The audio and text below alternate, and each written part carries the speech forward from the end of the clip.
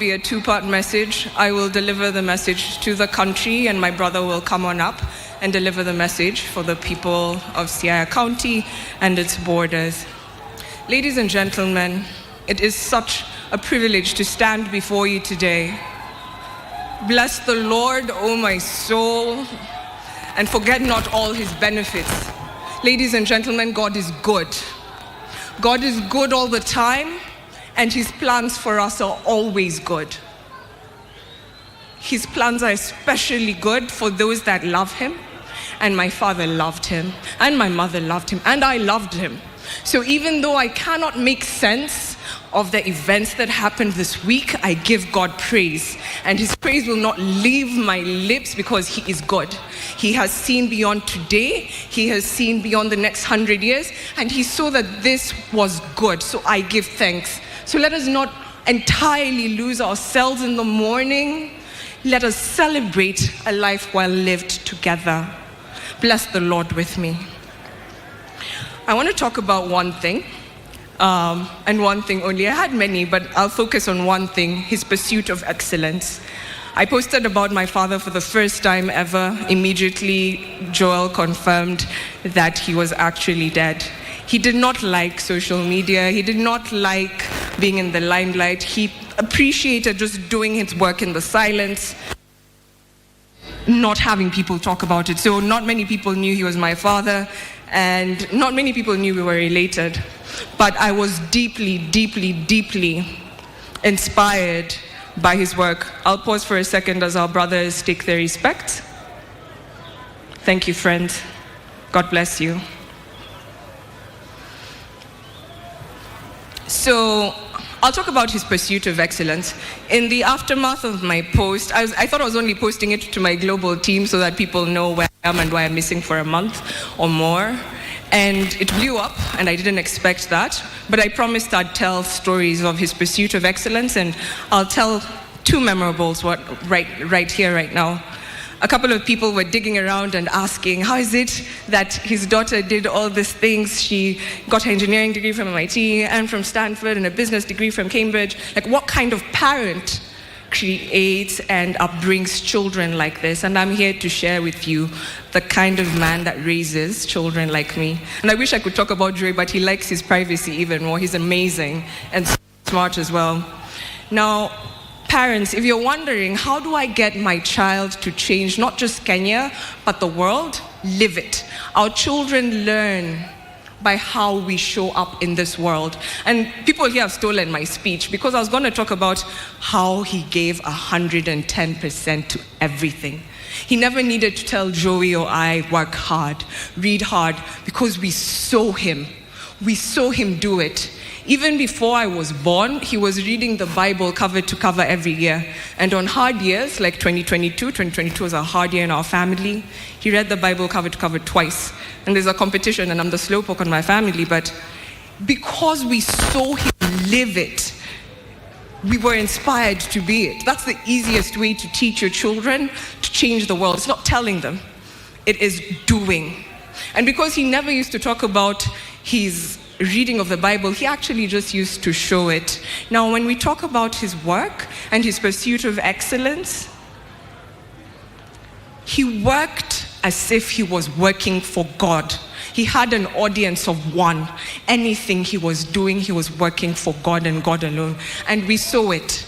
Let me tell you, this man, when I was already in college and Joey was about to go into college, he went back to university in Nairobi with my peers. I'm not sure about you, but I wouldn't be that humble. I'm not sure I could make it with Gen Z in class. And he was in class with my classmates. Now let me set the stage for you.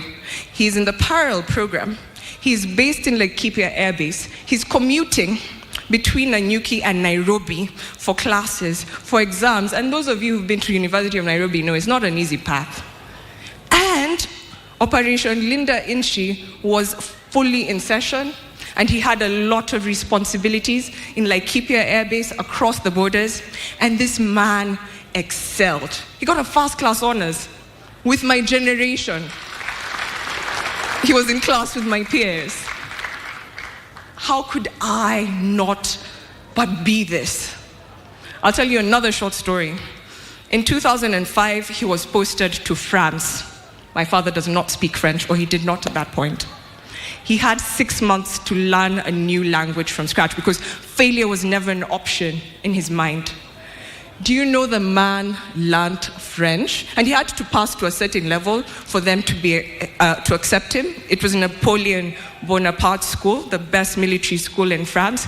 The man did not know French, but he didn't tell his bosses, I can't do it. He jumped right into it, full energy, and he learned French. Now let me give you a complication. During this period, he swallowed a fish bone. It got lodged in his intestines, and he was hospitalized for close to 2 months. He was my size. When I got out of third form and I went to see him in Armed Forces Memorial, he was my size and I was broken. And here he was, sneaking out of Forces Memorial with my mom to go to Alliance Francaise to take his French exams so that he doesn't disappoint the government of Kenya, even as a junior officer. He made it. He passed that level that was needed. He did his postgraduate diploma, and he made excellent leaders and friends from around the world, which is why he's getting so many messages. He met a lot of them in that school, and they were reaching out to us, and they've been so supportive.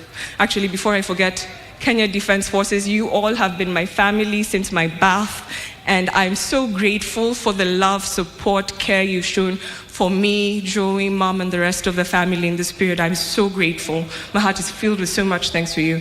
Public servants, distinguished guests, you all have been so caring. We so appreciate you. So, if you leave with only one thing from what I have said today, please pursue excellence. Pursue excellence and work as if no one else is watching you but God, because then your reward is in heaven. Hakuhitaji cheo kuongoza. He didn't need the title to lead. That's why he rejuvenated Military Christian Fellowship with Mheshimiwa Jeff King'ang'i over there.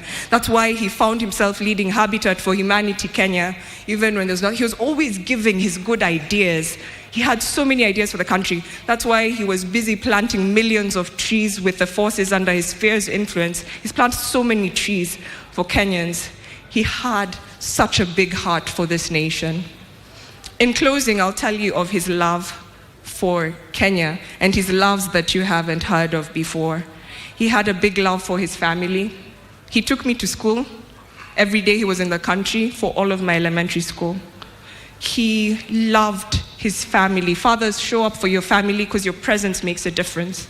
Even now at my big age, he would still show up for me at the airport. He would show up and take me shopping. He would show up and go bowling with my son and my brother. He would show up and just be very present and loving. He would tell Mom, his wife of 40 years, I love you and I'm so grateful that I get to come home to you after this hard day. You make it bearable. He loved us so dearly. So please love your families and give your all. If all of us can just take a bit of this and give our all to the country, our country will be fast-walled in no time. And I look forward to carrying on that legacy with my brother, who will give his love letter to the people of Siaya, Alego, Kisumu, and the people of this land. Joey, please come up. Thank you all.